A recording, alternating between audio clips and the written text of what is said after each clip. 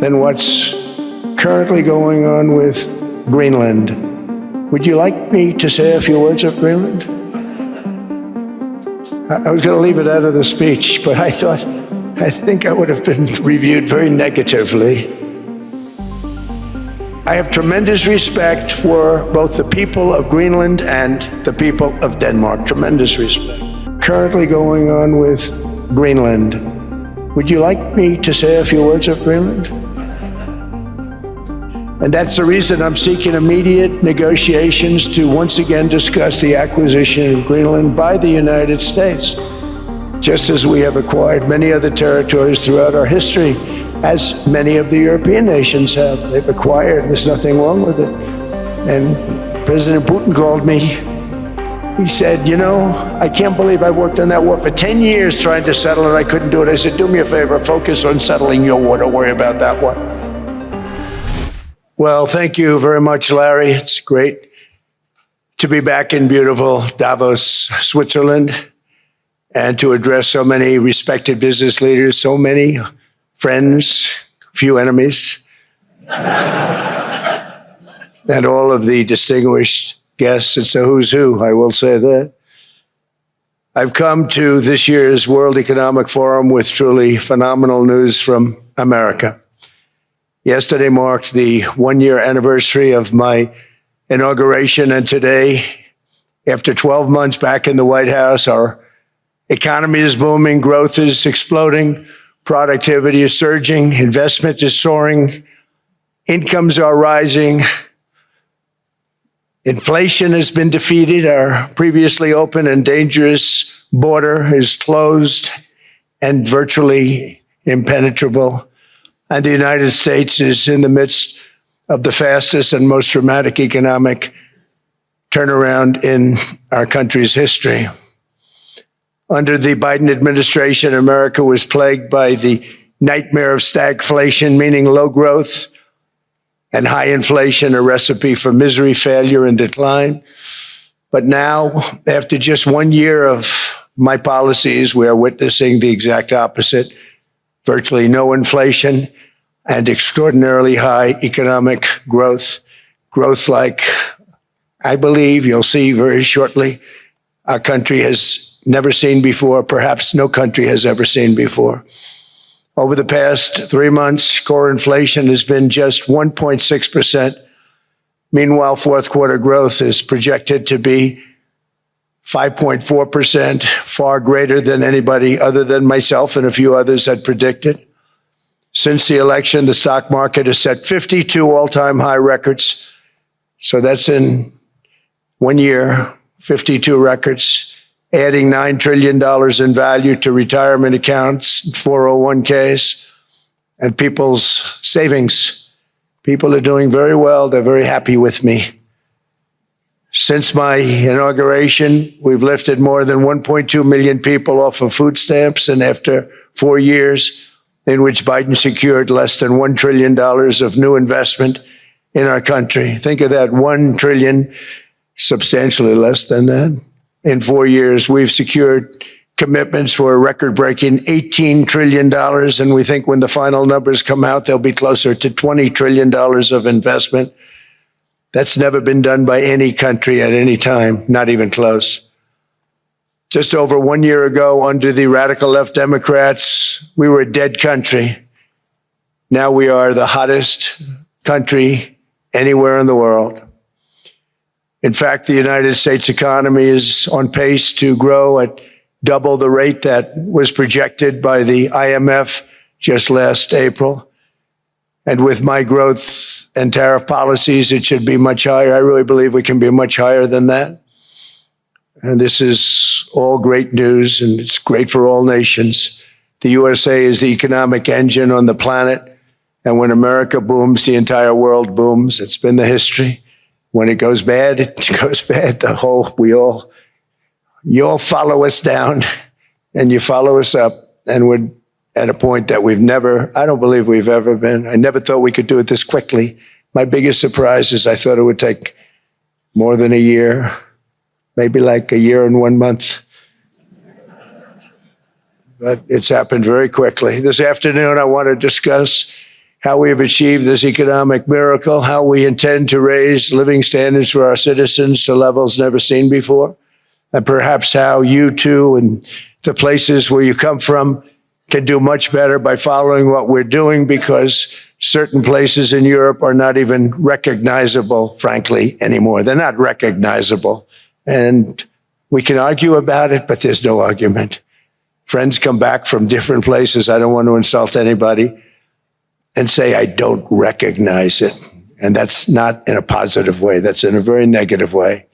And I love Europe, and I want to see Europe go good, but it's not heading in the right direction. In recent decades, it became conventional wisdom in Washington and European capitals that the only way to grow a modern Western economy was through ever-increasing government spending, unchecked mass migration, and endless foreign imports.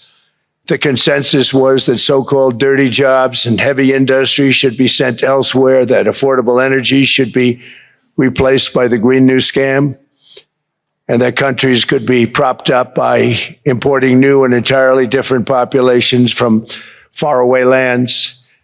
This was the path that sleepy Joe Biden administration and many other Western governments very foolishly followed, turning their backs on everything that makes nations rich and powerful and strong. And there's so much potential in so many nations. The result was record budget and trade deficits and a growing sovereign deficit driven by the largest wave of mass migration in human history. We've never seen anything like it. Quite frankly, many parts of our world are being destroyed before our very eyes, and the leaders don't even understand what's happening. And the ones that do understand aren't doing anything about it. Virtually all of the so-called experts predicted my plans to end this failed model would trigger a global recession and runaway inflation. But we have proven them wrong. It's actually just the opposite. In 1 year, our agenda has produced a transformation like America has not seen in over 100 years. Instead of closing down energy plants, we're opening them up. Instead of building ineffective, money-losing windmills, we're taking them down and not approving any. Instead of empowering bureaucrats, we're firing them, and they're going out and getting jobs in the private sector for 2 and 3 times what they were making in government. So they started off hating me when we fired them, and now they love me. Instead of raising taxes on domestic producers, we're lowering them and raising tariffs on foreign nations to pay for the damage that they've caused. In 12 months, we have removed over 270,000 bureaucrats from the federal payrolls, the largest single-year reduction in government employment since the end of World War II. Nobody thought that was coming, but we had no choice. To make a country great, you can't have all federal jobs. We've cut federal spending by $100 billion and slashed the federal budget deficit by 27% in the single year. It's going to go down quite a bit more from that, driving inflation way down from the record highs of the Biden administration. Every month, they went up and up and up. I promised to cut 10 old regulations for every single new regulation. But instead, I've cut, actually, till this point, 129 regulations for every one new regulation approved. So every time they come in with a new regulation, we do at least 10, but so far it's averaging out to 129, if you can believe it. In July, we passed the largest tax cuts in American history, including no tax on tips, no tax on overtime, no tax on Social Security for our great seniors. We also provided 100% expensing. That's the one they like. And bonus depreciation for all new equipment and capital investments to help companies expand and shift production to America. They are so in love with that. They build a plant, they're able to deduct it immediately, the whole thing, rather than waiting 38 to 41 years in the old days. This is a miracle taking place. Nobody thought it would ever be done by any country, but it's done by us. It was what made my first term the most successful 4-year term that we've ever had from a financial standpoint. And now we've upped it. This is a 10-year program, not a 1-year program, but you're allowed to deduct everything in 1 year. It used to be 38 to 41 years. With tariffs, we've radically reduced our ballooning trade deficit, which was the largest in world history. We were losing more than $1 trillion every single year, and it was just wasted. It was going to waste. But in 1 year, I slashed our monthly trade deficit by a staggering 77%. And all of this with no inflation, something everyone said could not be done. There were a couple of brilliant people that actually thought I was doing the right thing. I thought I was doing the right thing.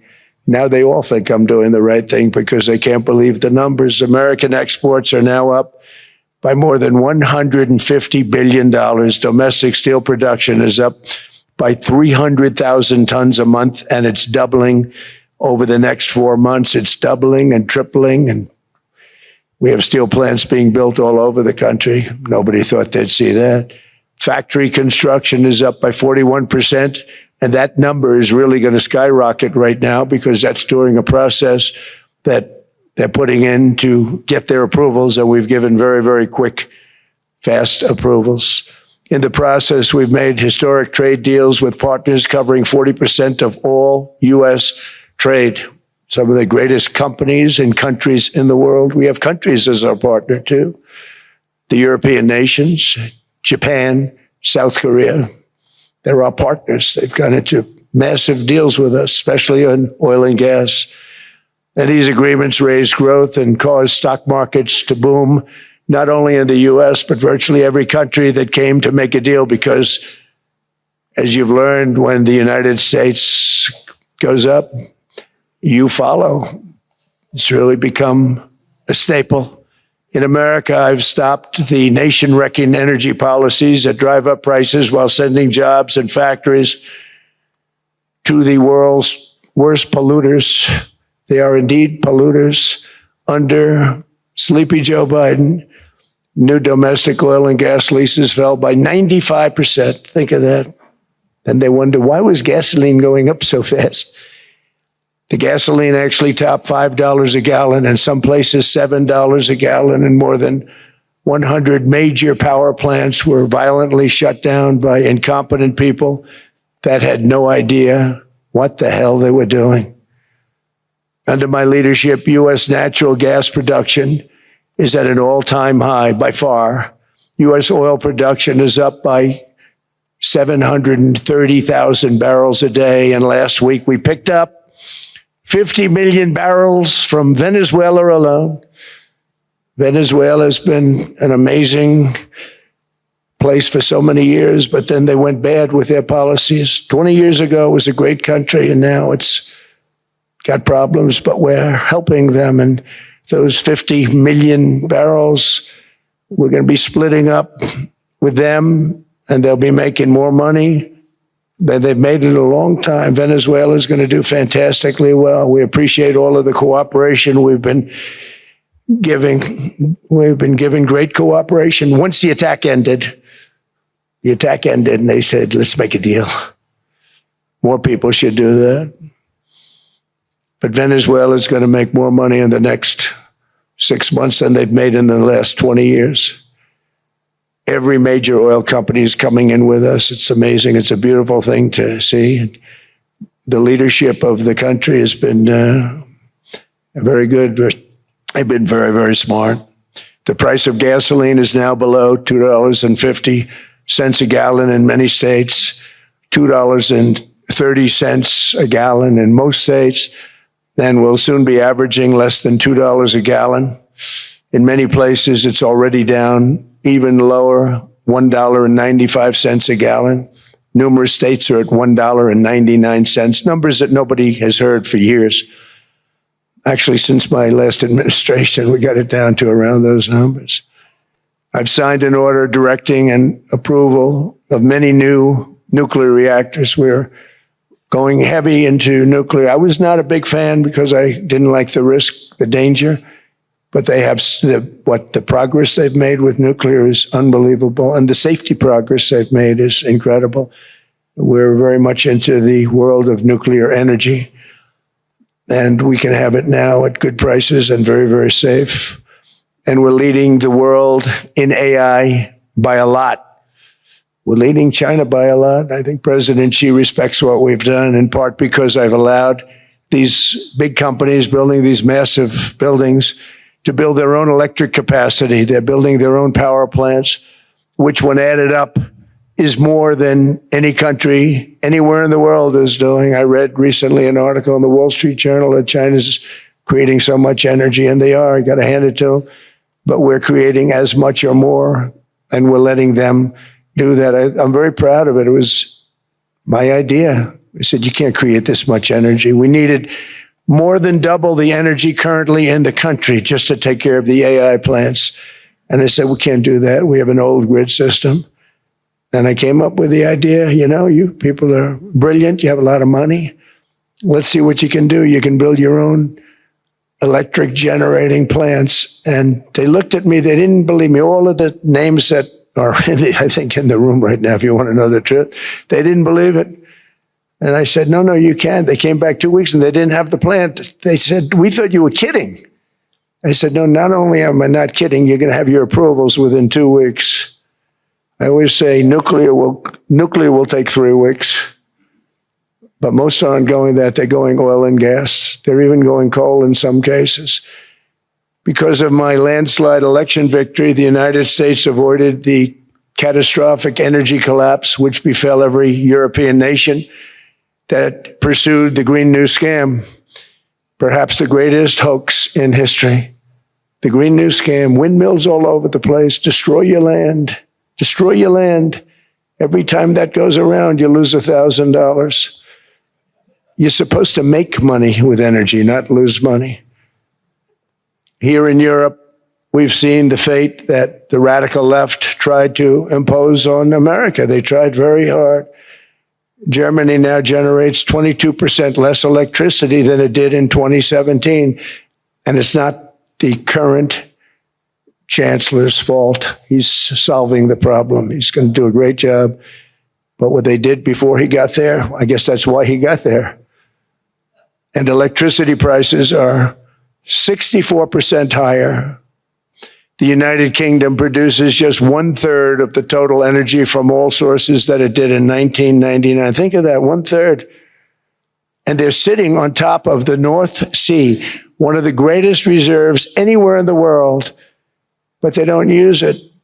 And that's one reason why their energy has reached catastrophically low levels with equally high prices. High prices, very low levels. Think of that, 1/3. And you're sitting on top of the North Sea, and they like to say, well, that's depleted. It's not depleted. It's got 500 years. They haven't even found the oil. The North Sea is incredible. They don't let anybody drill. Environmentally, they don't let them drill. They make it impossible for the oil companies to go. They take 92% of the revenues. So the oil companies say, we can't do it. They came to see me. Is there anything you can do? I want Europe to do great. I want UK to do great. They're sitting on one of the greatest energy sources in the world, and they don't use it. In fact, their electricity prices have soared 139%. There are windmills all over Europe. There are windmills all over the place, and they are losers.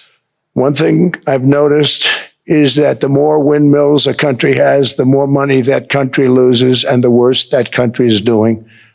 China makes almost all of the windmills, and yet I haven't been able to find any wind farms in China. Did you ever think of that? It's a good way of looking at it. They're smart. China's very smart. They make them, they sell them for a fortune. They sell them to the stupid people that buy them, but they don't use them themselves. They put up a couple of big wind farms, but they don't use them. They just put them up to show people what they could look like. They don't spin. They don't do anything. They use a thing called coal mostly. But China goes with the coal. They go with oil and gas. They're starting to look at nuclear a little bit. And they're doing just fine. They make a fortune selling the windmills, though. And I think really that's one that they wouldn't be surprised if it stopped. They are shocked that it continues to go. They're very friendly with me. They're shocked that people continue to buy those damn things. They killed the birds. They ruin your landscapes. Other than that, I think they're fabulous, by the way.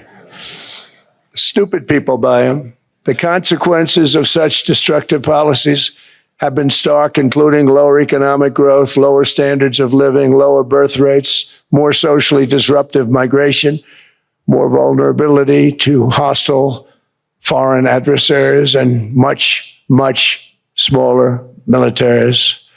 The United States cares greatly about the people of Europe. We really do. I mean, look, I am derived from Europe. Scotland and Germany, 100% Scotland, my mother, 100% German, my father.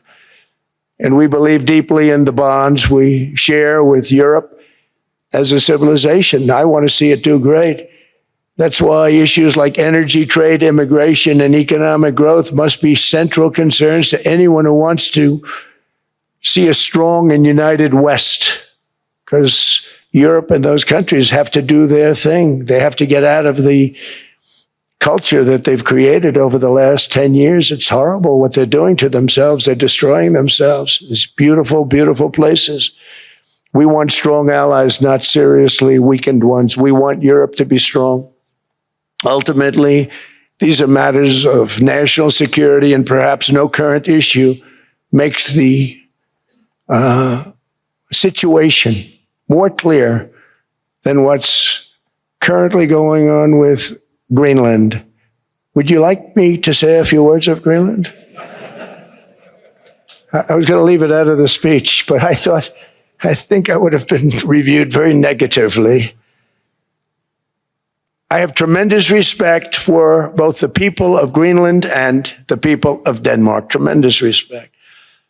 But every NATO ally has an obligation to be able to defend their own territory. And the fact is, no nation or group of nations is in any position to be able to secure Greenland other than the United States. We're a great power, much greater than people even understand. I think they found that out 2 weeks ago in Venezuela.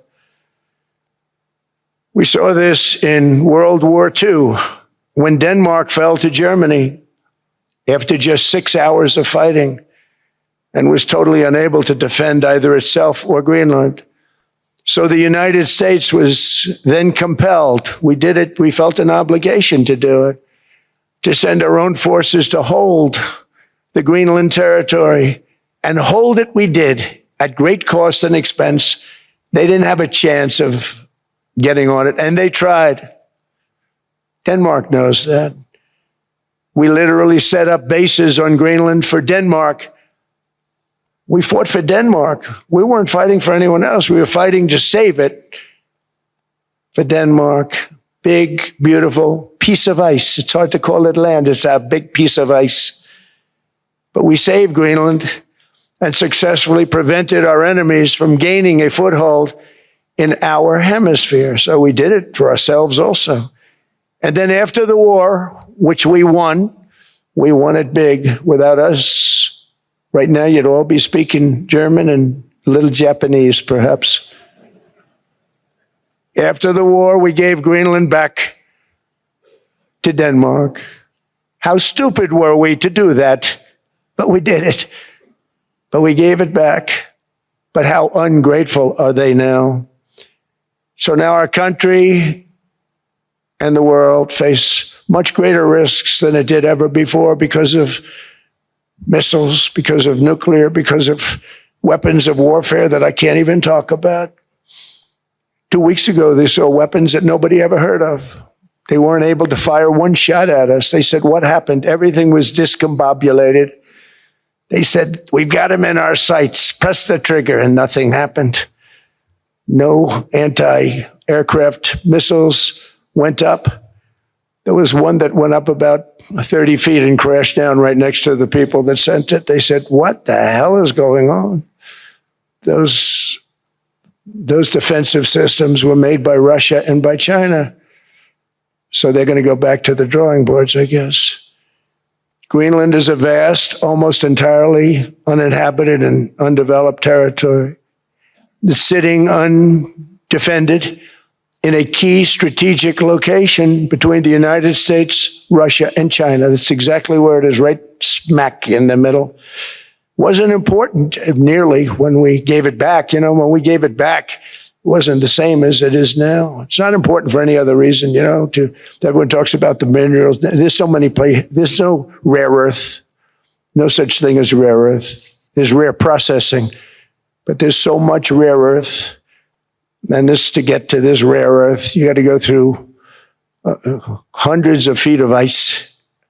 That's not the reason we need it. We need it for strategic national security and international security. This enormous unsecured island is actually part of North America, on the northern frontier of the Western Hemisphere. That's our territory.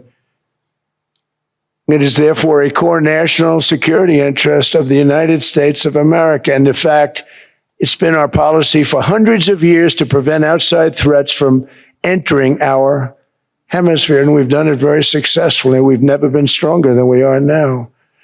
That's why American presidents have sought to purchase Greenland for nearly 2 centuries. For 2 centuries, they've been trying to do it. They should have kept it after World War II, but they had a different president. That's all right. People think differently. Much more necessary now than it was at that time, however. In 2019, Denmark said that they would spend over $200 million to strengthen Greenland's defenses.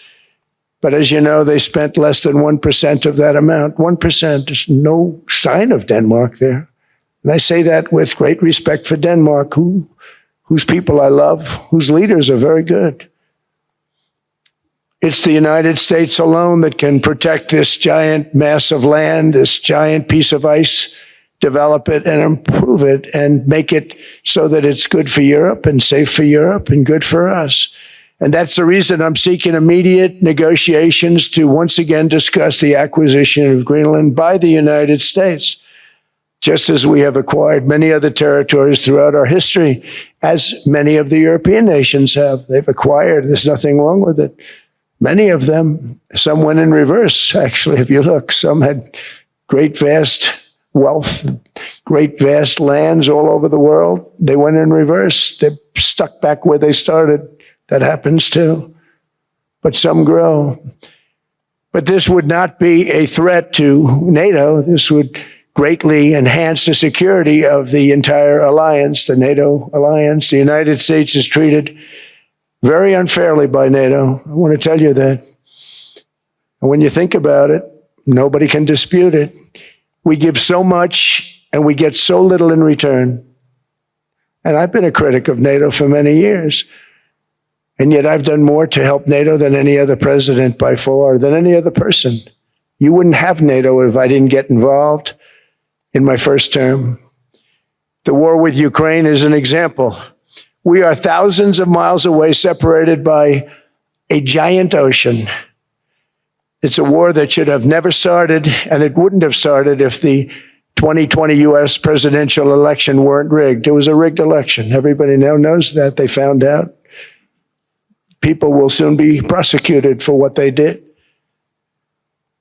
It's probably breaking news, but it should be. It was a rigged election. You can't have rigged elections. You need strong borders, strong elections, and ideally a good press. I always say it. Strong borders, strong elections, free, fair elections, and a fair media. The media is terrible. It's very crooked. It's very biased, terrible. But someday it'll straighten out because it's losing all credibility. Think of it. When I went in a landslide, a giant landslide, won all 7 swing states, won the popular vote, won everything, and they only get negative press. That means that it has no credibility. And if they're going to get credibility, they're going to have to be fair. So you need a fair press. But you also need those other elements. And I inherited a terrible, terrible situation. If you look, the border was open. The inflation was raging. Everything was bad with the United States when I came into office. But I also inherited a mess with Ukraine and Russia, something that would have never happened. And I know Putin very well. He and I would discuss Ukraine. It was the apple of his eye, but he wasn't going to do anything. I said, Vladimir, you're not doing it. He would never have done it. It was terrible what happened. I could see it happening too. After I left, I could see it happening. Biden had given Ukraine and NATO $350 billion, a staggering sum, $350 billion. I came in and just like the southern border, just like inflation, just like our economy, I said, wow, this place is in trouble, meaning our country. All of these things were out of control. But the border was out of control. We fixed it with the strongest border anywhere in the world. And I've now been working on this war for 1 year, during which time I settled 8 other wars. India, Pakistan. I settled other wars that were Vladimir Putin called me, Armenia, Azerbaijan. He said, I can't believe you settled that one. They were going on for 35 years. I settled it in 1 day. And President Putin called me. He said, I can't believe I've worked on that war for 10 years trying to settle it. I couldn't do it. I said, do me a favor, focus on settling your war. Don't worry about that one. What does the United States get out of all of this work, all of this money, other than death, destruction, and massive amounts of cash going to people who don't appreciate what we do? They don't appreciate what we do. I'm talking about NATO, I'm talking about Europe. They have to work on Ukraine. We don't. The United States is very far away. We have a big, beautiful ocean separating us. We have nothing to do with it. Until I came along, NATO was only supposed to pay 2% of GDP, but they weren't paying. Most of the countries weren't paying anything. The United States was paying for virtually 100% of NATO. And I got that stopped. I said, that's not fair. But then more importantly, I got NATO to pay 5%, and now they were paying, and now they are paying. So something nobody said was possible. They said, we will never go up higher than 2%. But they went to 5%, and now they're paying the 5. They didn't pay the 2, and now they're paying the 5. And they're stronger for it, and they have an excellent, by the way, Secretary General, who's possibly in the room. Mark, are you here? Yes, he's here. Hello, Mark. We never asked for anything, and we never got anything. We probably won't get anything unless I decide to use excessive strength and force, where we would be, frankly, unstoppable. But I won't do that. Okay? Now everyone's saying, oh, good. That's probably the biggest statement I made, because people thought I would use force. I don't have to use force. I don't want to use force. I won't use force. All the United States is asking for is a place called Greenland, where we already had it as a trustee, but respectfully returned it back to Denmark not long ago after we defeated the Germans, the Japanese, the Italians, and others in World War II. We gave it back to them. We were a powerful force then, but we are a much more powerful force now, after I rebuilt the military in my first term and continue to do so today. We have a budget of $1.5 trillion. We're bringing back battleships.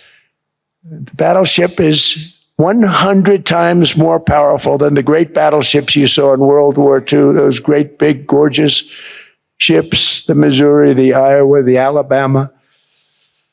Because I thought maybe we could take them out of mothballs. They said, no, sir, these ships are 100, think of that, 100 times more powerful than those big, magnificent pieces of art that you saw so many times ago, that you still see on television. You say, wow, what a force. 100 times, each ship 100 times more powerful than the big battleships of the past.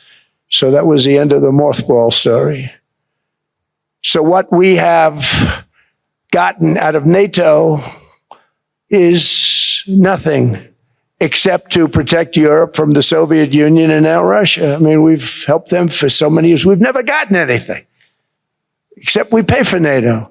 And we paid for many years until I came along We paid for, in my opinion, 100% of NATO because they weren't paying their bills. And all we're asking for is to get Greenland, including right title and ownership, because you need the ownership to defend it. You can't defend it on a lease. Number one, legally, it's not defensible that way, totally.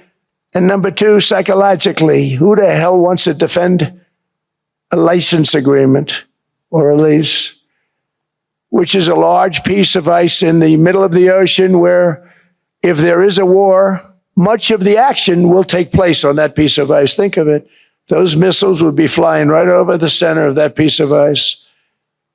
All we want from Denmark for national and international security and to keep our very energetic and dangerous potential enemies at bay is this land on which we're going to build the greatest golden dome ever built. We're building a golden dome that's going to, just by its very nature, going to be defending Canada.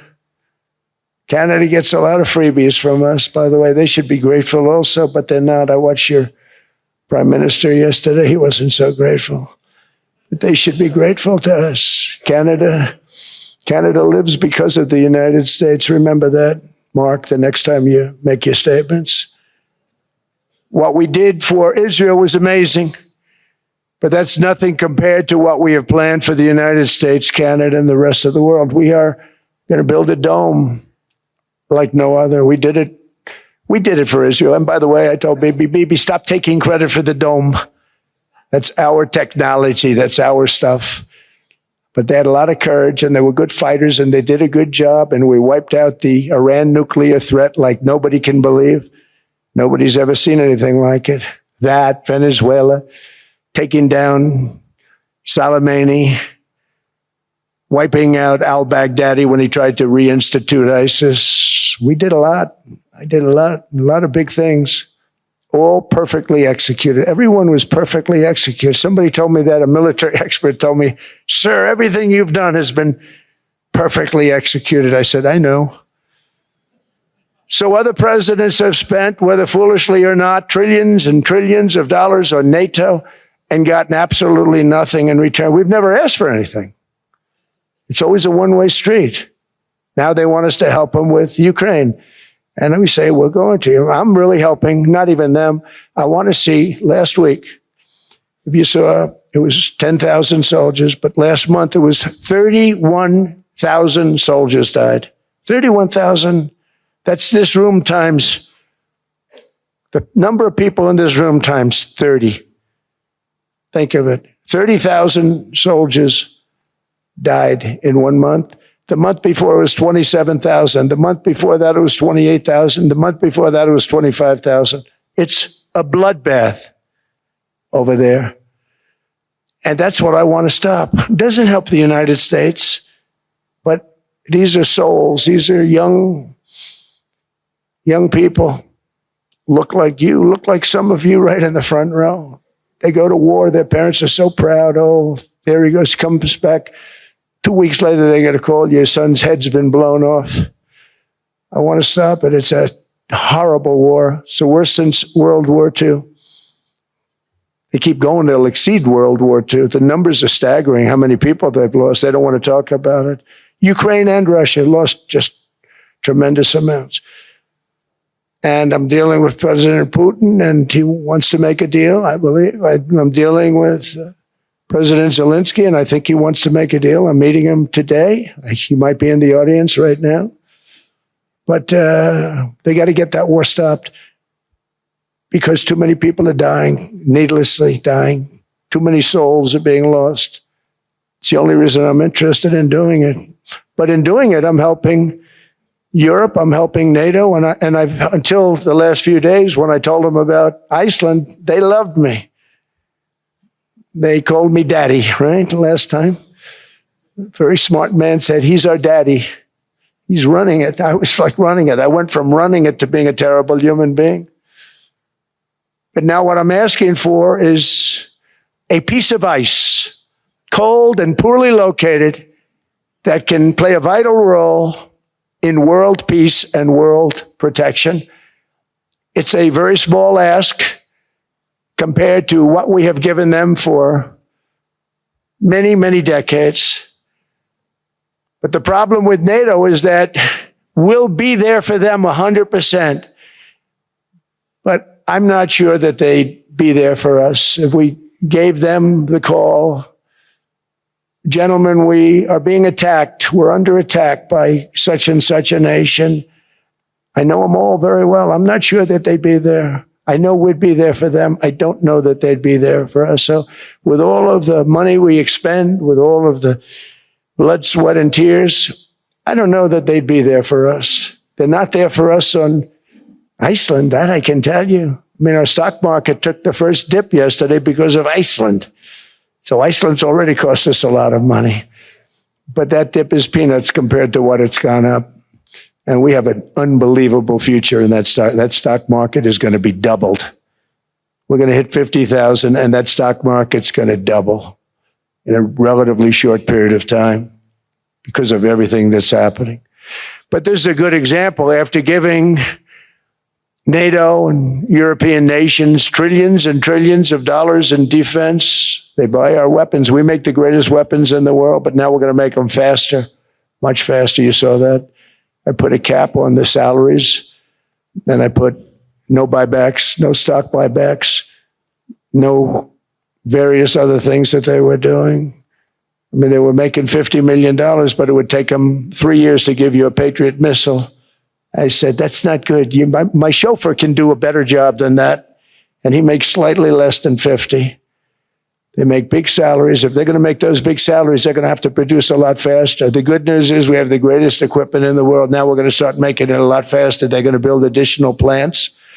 And all of the money that goes into stock buybacks is going to go into building plants. We're not allowing stock buybacks by defense companies any longer. They're going to build new plants to make Tomahawks, Patriots. We have the best equipment, F-35s.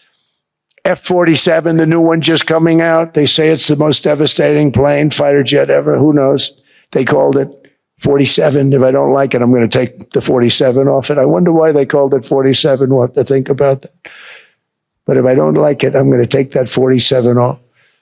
But it's supposed to be the stage 6. It's supposed to be the first stage 6 plane, undetectable, like our B-2 bombers were undetectable. They flew right over Iran. They were undetectable.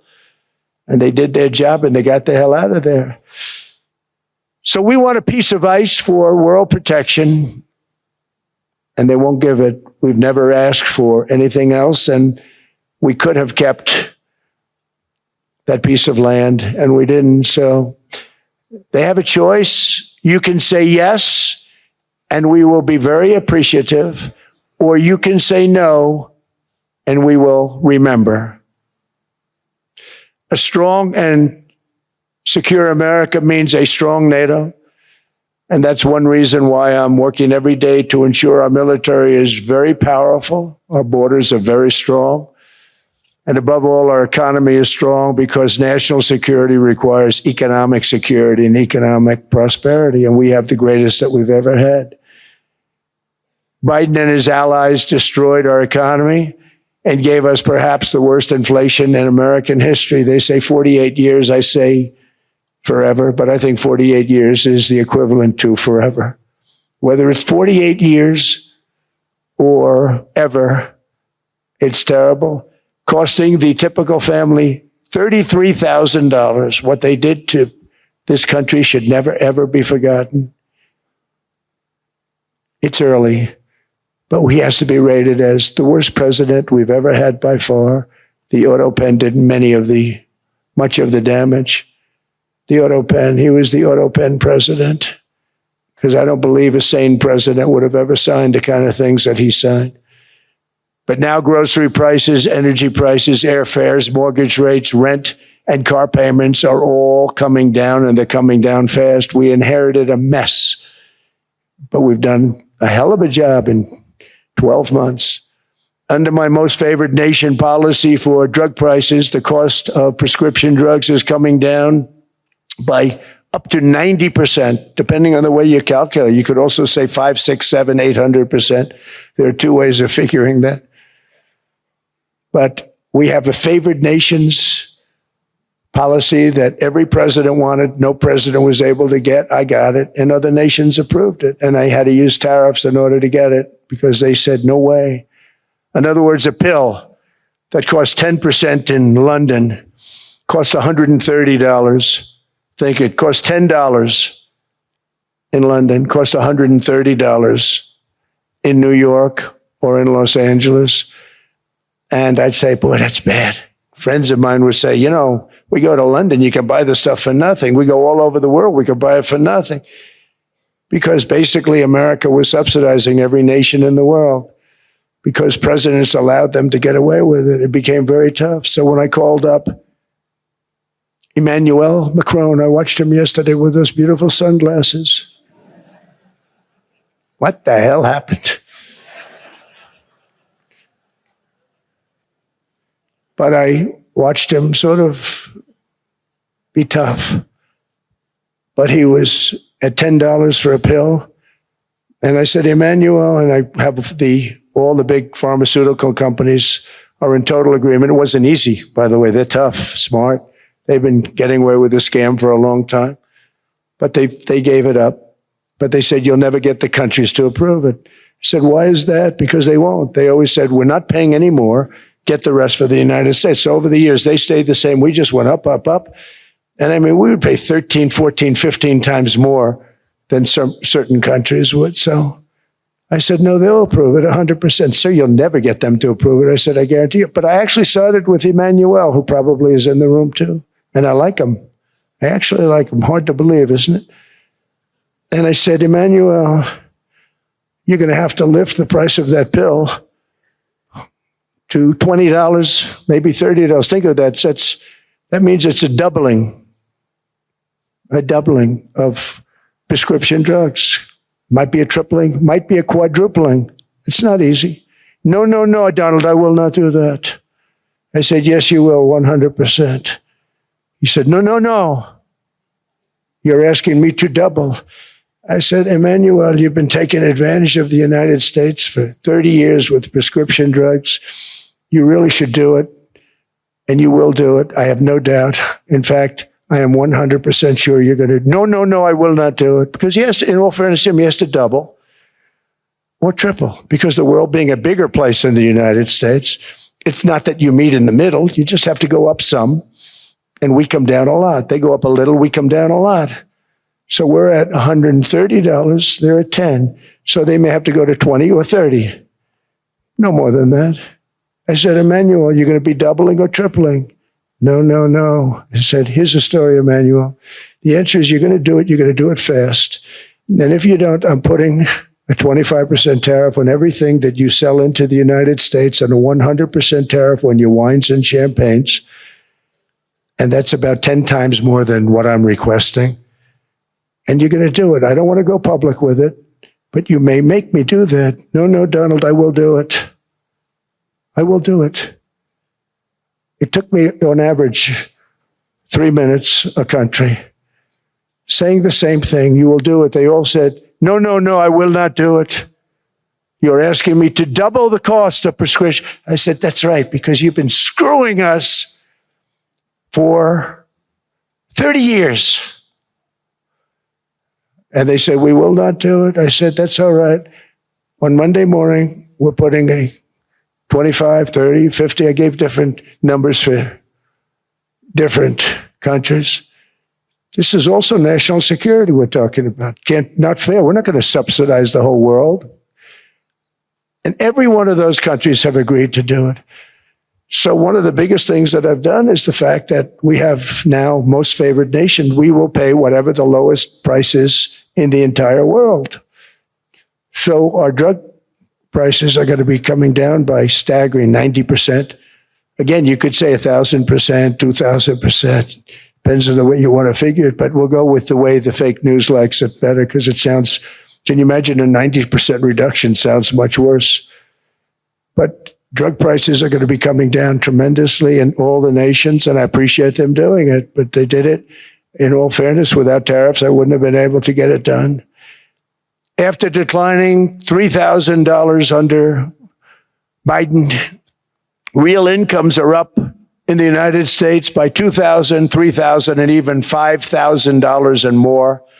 Home ownership has always been a symbol of health and vigor of American society, but that goal fell out of reach for millions and millions of people in the Biden era because interest rates went up so high. Today, I'm taking action to bring back this bedrock of the American dream. In recent years, Wall Street giants and institutional investment firms, many of you are here, many of you are good friends of mine, many of you are supporters. Sorry to do this, Joe, I'm so sorry. But you've driven up housing prices by purchasing hundreds of thousands of single-family homes, and it's been a great investment for them. Often as much as 10% of houses on the market. You know, the crazy thing is a person can't get depreciation on a house, but when a corporation buys it, they get depreciation. Okay, that's something we're going to have to think about too. I don't know if too many people think about that. You buy a corporation, they buy 500 houses, they buy hundreds of thousands, they buy 500 houses, they can take depreciation. A person sweats and works and buys one house, they can't. But homes are built for people, not for corporations, and America will not become a nation of renters. We're not going to do that. That's why I have signed an executive order banning large institutional investors from buying single-family homes. It's just not fair to the public. They're not able to buy a house. And I'm calling on Congress to pass that ban into permanent law, and I think they will. One of the biggest barriers to saving for a down payment has been surging credit card debt. The profit margin for credit card companies now exceeds 50%, one of the biggest. And they charge Americans interest rates of 28%, 30%, 31%, 32%. Whatever happened to usury? So to help our citizens recover from the Biden disaster, all caused by this horrible precedent, I'm asking Congress to cap credit card interest rates at 10% for 1 year. And this will help millions of Americans save for a home. They have no idea they're paying 28%. They go out there a little late in their payment and they end up losing their house. It's terrible. To unleash innovation in savings and financing, I'm also working to ensure America remains the crypto capital of the world. And to that end, last year, I signed the landmark Genius Act into law. Now Congress is working very hard on crypto market structure legislation, Bitcoin, all of them, which I hope to sign very soon, unlocking new pathways for Americans to reach financial freedom. And I did it for two reasons. Number one, I thought it was politically good, and it was. I got tremendous political support. But more importantly, China wanted that market too. It's just like they want the AI. And we've got that market, I think, pretty well locked up. If I didn't do it, Biden was totally against it until before the election when they realized that, there were millions of people voting against him over crypto. And all of a sudden they loved it very much, but it was too late. They blew it. But it is politically popular, but it's much more importantly, we have to make it so that China doesn't get the hold of it. And once they have that hold, we're not going to be able to get it back. So I'm honored to have done it. Finally, I've instructed government-backed institutions to purchase up to $200 billion in mortgage bonds to bring down interest rates. And I'll be announcing a new Fed chairman in the not-too-distant future. I think he'll do a very good job. See, I gave away some of it. He did give that away. So we have something, got something, but somebody that's very respected. They're all respected. They're all great. Everyone that I interviewed is great. Everyone could do, I think, a fantastic job. Problem is they change once they get the job. They do. They're saying everything I want to hear, and then they get the job. They're locked in for 6 years. They get the job, and all of a sudden, let's raise rates a little bit. I call them, sir, we'd rather not talk about this. It's amazing how people change once they have the job. But it's too bad. Sort of disloyalty, but they got to do what they think is right. We have a terrible chairman right now. Jerome, too late Powell. He's always too late.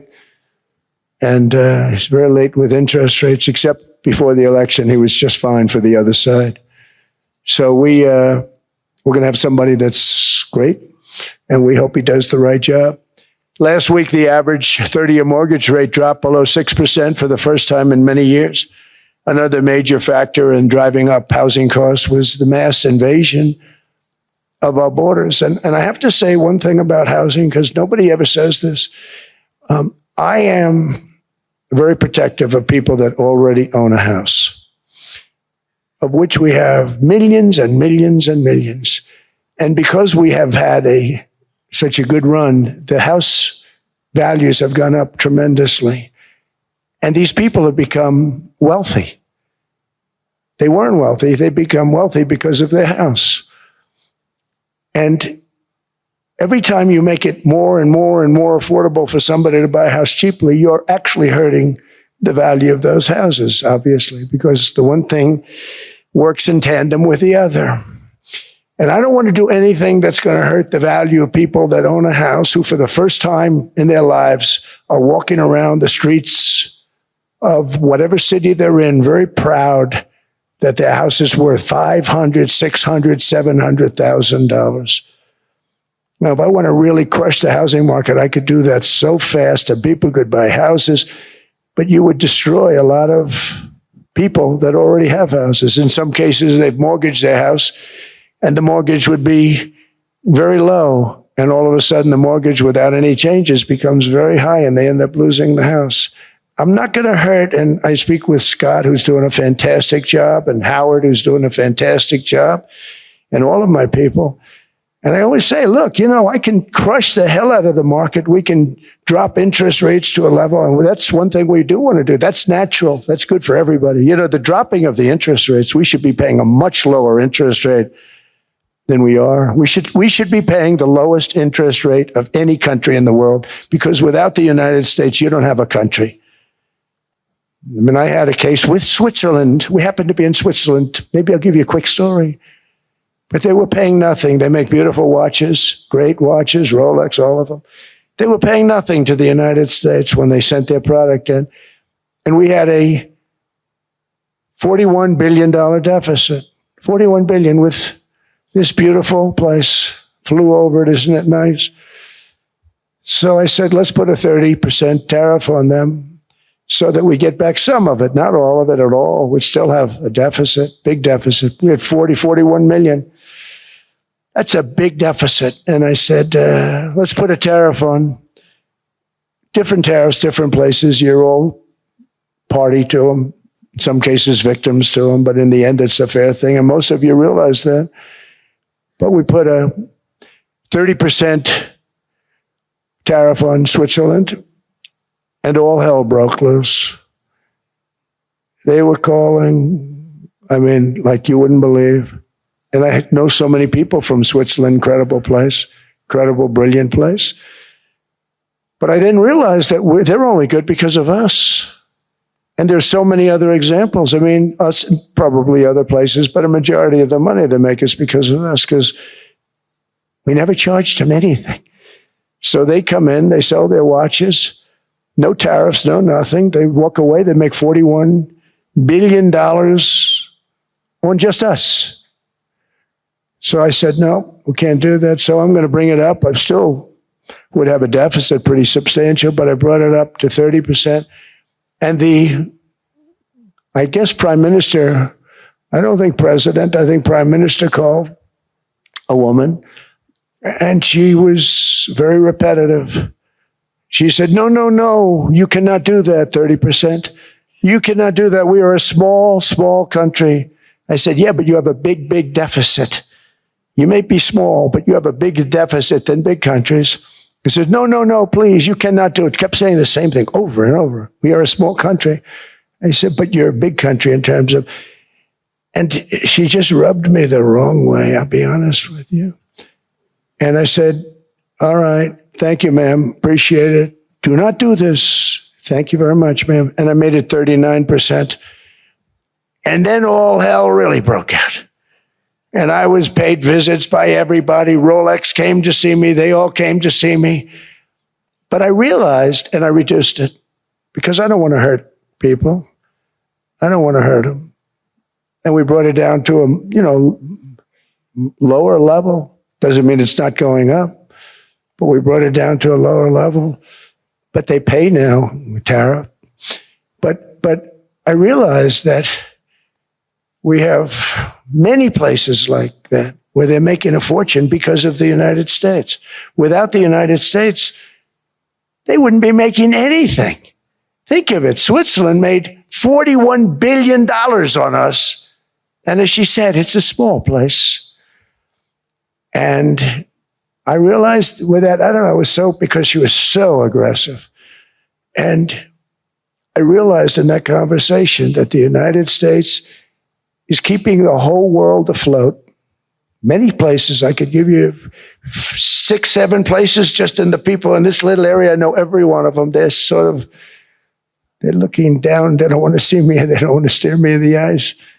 But they're taking advantage of, everybody took advantage of the United States.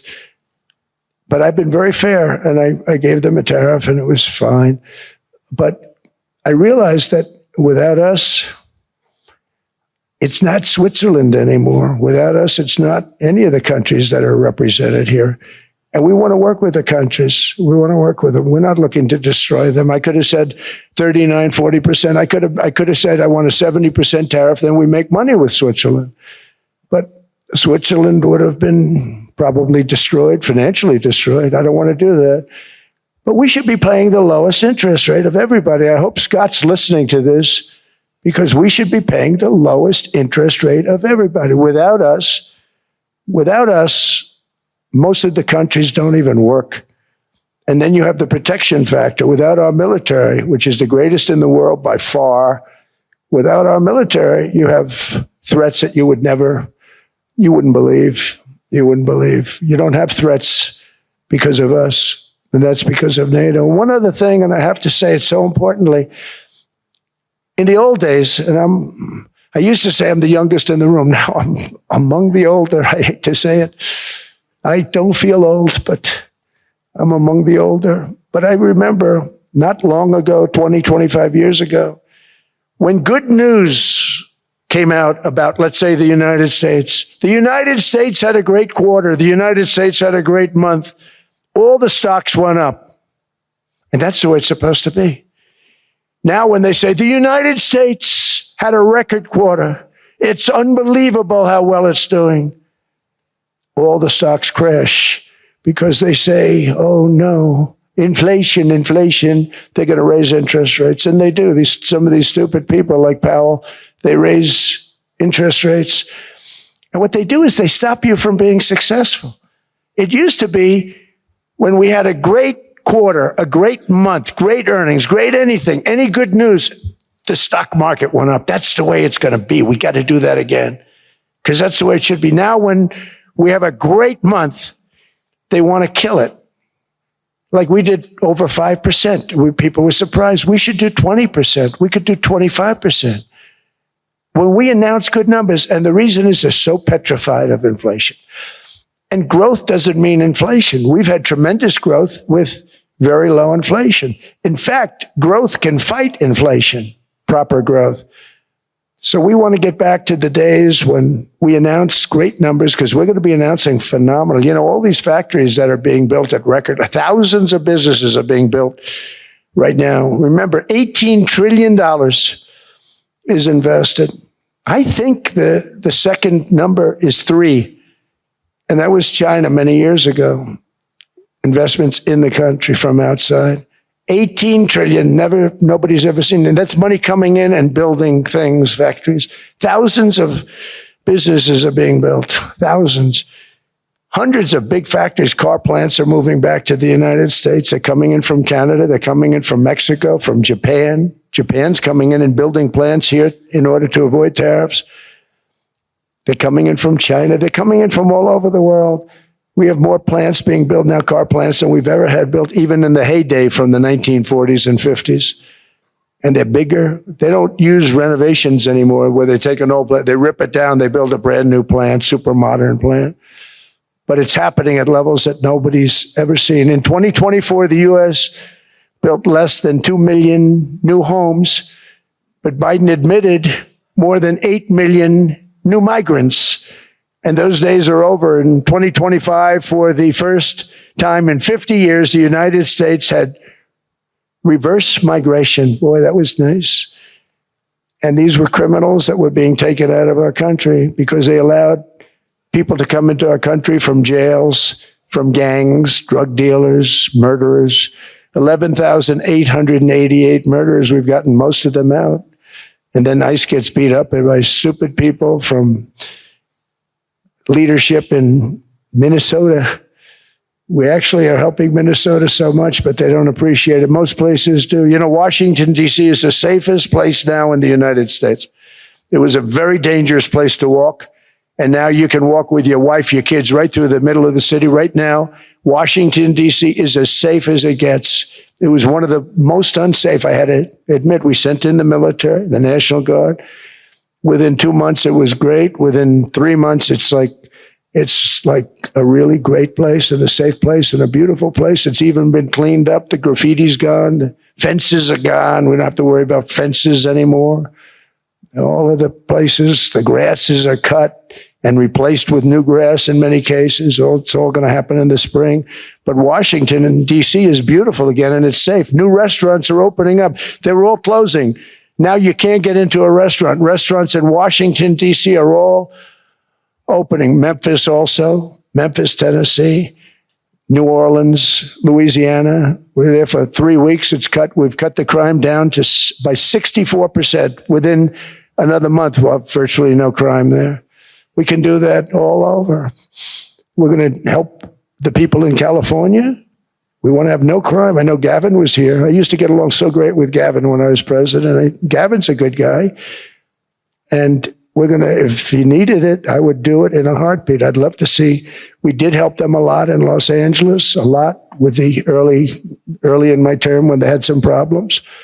But we would love to do it. I will say this, if I were a Democrat governor or whatever, I would call up Trump. I'd say, come on in, make us look good, because we're cutting crime down to nothing. And we're taking people out, career criminals who are only going to do bad things, and we're bringing them back to their countries. But where we've done it has been amazing, and we have a capacity to do it at much greater levels. We're cutting illegal aliens off welfare and other government benefits, and I have directed that starting immediately, there will be no more payments to sanctuary cities, because they are really just sanctuaries for criminals. They're really protecting criminals, and those are the ones we have to get out of the country. Murderers, drug dealers, the mentally insane. They emptied their mental institutions into the United States. And despite that, we have the lowest crime numbers that we've ever had in the history of the country. Just came out. But equally importantly, we're cracking down on more than $19 billion in fraud that was stolen by Somalian bandits. Can you believe that they turned out to be higher IQ than we thought? I always say these are low IQ people. How did they go into Minnesota and steal all that money? And we have, they're pirates, they're good pirates, right? But we shoot them out of the water just like we shoot the drug boats out. They're not pirating too many boats lately, do you notice?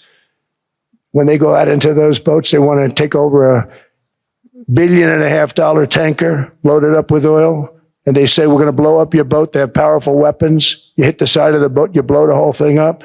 The insurance companies are petrified. So they say, just give them the boat. We'll give them money instead. And I don't do that.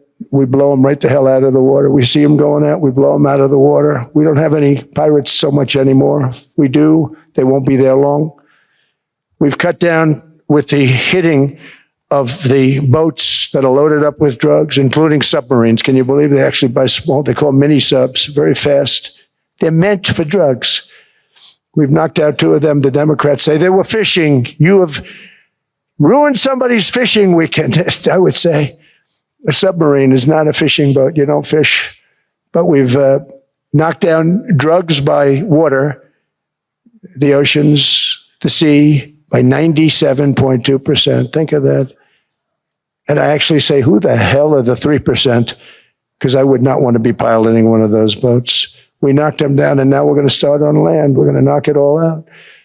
The land is the easy part. What we did on sea is incredible, and that's our great military. The situation in Minnesota reminds us that the West cannot mass import foreign cultures which have failed to ever build a successful society of their own. I mean, we're taking people from Somalia And Somalia is a failed, it's not a nation. Got no government, got no police, got no military, got no nothing. And then we have this fake congressperson who they just reported is worth $30 million. You believe this? Ilan Omar, talking about the Constitution that provides me. She comes from a country that's not a country, and she's telling us how to run America. Not going to get away with it much longer, let me tell you. The explosion of prosperity and conclusion and progress that built the West did not come from our tax codes. It ultimately came from our very special culture. This is the precious inheritance that America and Europe have in common. We share it. We share it, but we have to keep it strong. We have to become stronger, more successful, and more prosperous than ever. We have to defend that culture and rediscover the spirit that lifted the West from the depths of the Dark Ages to the pinnacle of human achievement. We live in an incredible, changing period. It's an unbelievable time, but we have to take advantage of the time that we're in. In our hands are technologies that our ancestors could scarcely have. They couldn't have even dreamt some of the things that we see today. And so rapidly they're produced. AI, 2 years ago, nobody ever heard of the term, and now everybody's talking about it. And it can have some very good purpose. It could also have some dangerous purpose. And for that, we have to watch out. But some tremendous things are happening because of it.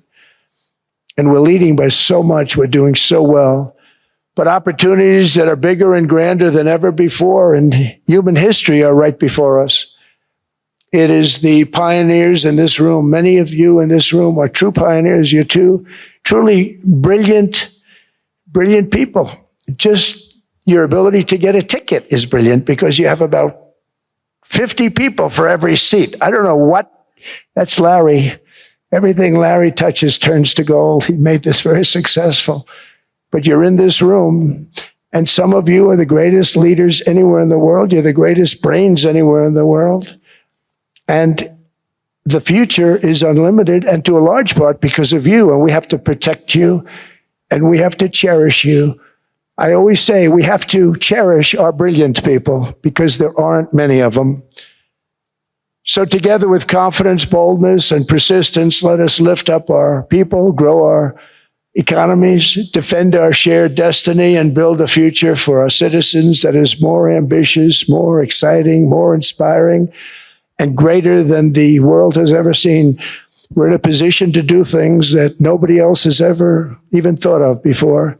And many of the people in this room are the ones that are doing it. And I want to congratulate you, and I'm with you all the way. You can do things that nobody else can even think about. So I congratulate you on your tremendous success. And the United States is back, bigger, stronger, better than ever before. And I'll see you around. Thank you all very much. Thank you very much.